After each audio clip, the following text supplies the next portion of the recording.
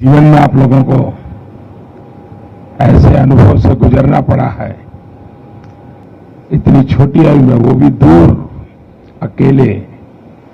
मैं कल्पना कर सकता हूं कि किस प्रकार की मानसिक परिस्थिति से आपको गुजरना पड़ा होगा। कठिनाइयों के बीच भी हम ठीक से अभी इवैक्यूएशन कर पा रहे हैं।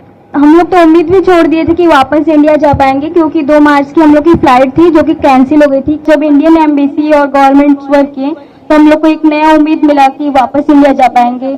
All thanks to Indian government. I don't think कि विदाउट इंडियन गवर्नमेंट हेल्प हम इंडिया वापस सेफली आ पाते। हमें इंडियन गवर्नमेंट ने बहुत अच्छी सुविधाएं दी। हमारे लिए फ्लाइट्स अवेलेबल थे, हमें एयरपोर्ट जाने का एकदम आराम से सुविधाएं मिली, खाने पीने कोई दिक्कत नहीं हुआ। बहुत अच्छे से हमारे बाकी सारे स्टूडेंट जो फंसे हुए थे वो कल भी लैंड कर गए हैं, कुछ आज लैंड कर गए हैं। थैंक यू मोदी सर, हम लोगों ने बहुत आराम से हम वहां से निकल गए हैं। बॉर्डर क्रॉस करने के बाद इंडियन एम्बेसी ने हमें बहुत ही सुरक्षित तरीके से हमारे कंट्री में पहुंचाया।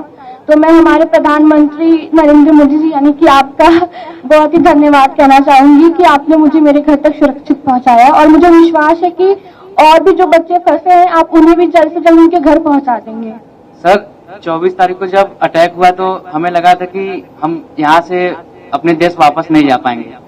और सर 2 रात हम ऐसे गुजारे जैसे लगा है कि हम मौत को कितने करीब से देख चुके हैं।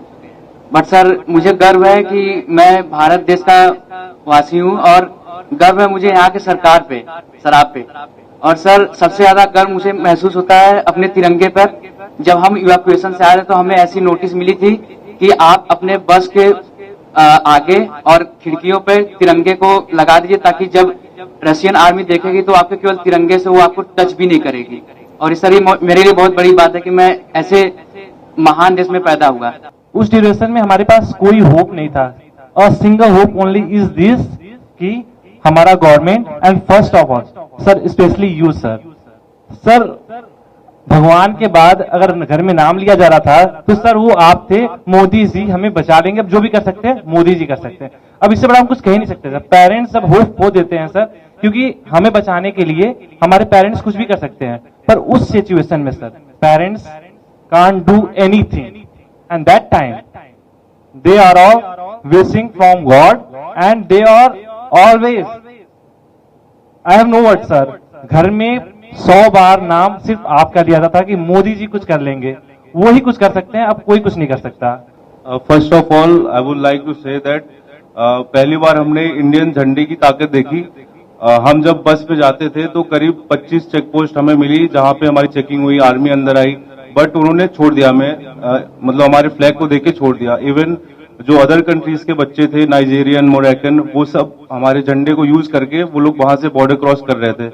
तो sir thank you so much for evacuating us, thank you so much sir. मेरी दादी ने मुझे ये बोला था कि क्योंकि मेरे फादर आर्मी में है तो उन्होंने बोला था कि तुम्हारे पिताजी ने तो ये वॉर नहीं देखा जो तुम फेस करके आ रही हो, लेकिन उन्होंने ये कहा कि मोदी सरकार जी पे पूरा भरोसा है कि अगर कोई नहीं तो वो तो आपको जरूर ही निकाल देंगे। जब अटैक हुआ था उस 24 को तो 25 को हम सारे राशन की लाइन में लगे। हमें लगा कि 1 हफ्ते लग जाएंगे हमें इवैक्यूएशन के लिए, लेकिन हमें 26 को ही मैसेज आ गया कि आज आपका इवैक्यूएशन है। हम बॉर्डर पहुंचे, फिर वहां से हम रोमानियन बॉर्डर को क्रॉस किया और फिर वहां से इंडियन एम्बेसी ने हमारा बहुत साथ दिया। हमें तुरंत इवैक्यूएट किया गया, फ्री फ्लाइट्स, फ्री एवरीथिंग। मेरे पास तो इंडियन करेंसी भी नहीं थी लाने के लिए कुछ भी। तो हम लोग सो ही नहीं पा रहे थे कि अटैक हो गया, अब हम लोग के साथ भी कुछ भी हो सकता है।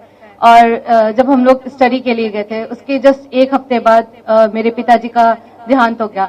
तो उसके बाद मेरी मम्मी इतना ज्यादा पैनिक होती थी हमेशा कि तुम कब आओगी, कैसे आओगी, अब मैं कुछ कर भी पाऊंगी कि नहीं कर पाऊंगी।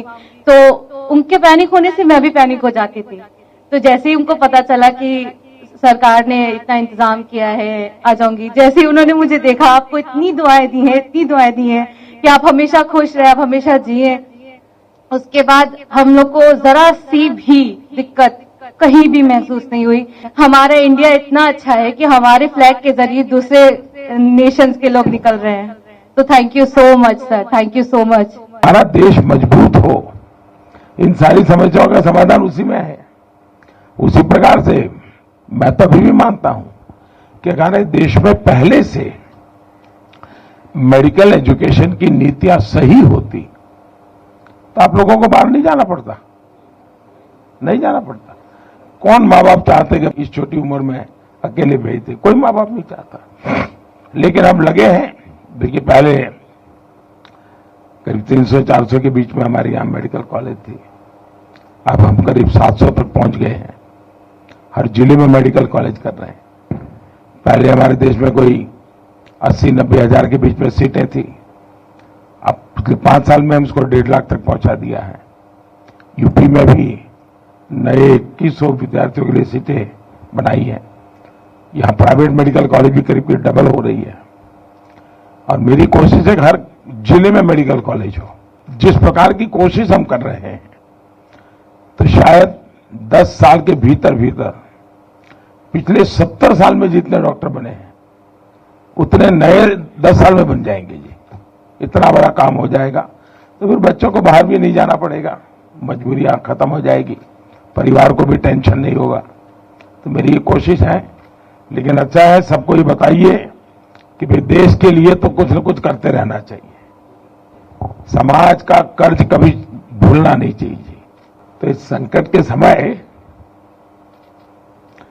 स्वाभाविक है, क्योंकि अगर कोई बच्चा गुस्सा भी करता है तो मैं मानता हूं ये स्वाभाविक है। भाई, इतनी मुसीबत से आया है और इतनी ठंड में इतना चलना, तो ये बहुत स्वाभाविक है। अगर किसी बच्चे को, उसके माँ बाप को भी अगर गुस्सा है, इवन मेरे लिए, तो भी मेरा मत है कि उसका एक गुस्सा जायज है, जायज है।